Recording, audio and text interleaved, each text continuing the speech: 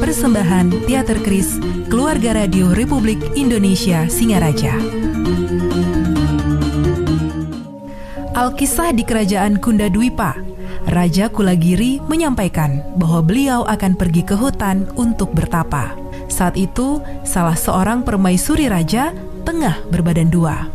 Beberapa bulan berlalu, tak ada kabar tentang sang raja, hingga akhirnya Dewi Sinta dan Dewi Landep menyusul Baginda Raja ke hutan.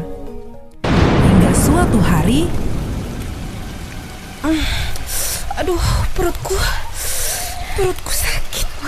Aduh, jangan-jangan ini sudah waktunya. Aduh, sakit.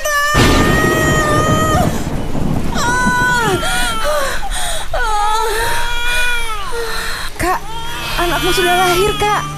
Kelahirannya disertai dengan petir. Dan ya Tuhan, batu besar alas kakak tadi itu berbaring, pecah. Semoga itu bukan pertanda buruk bagi keluarga kita.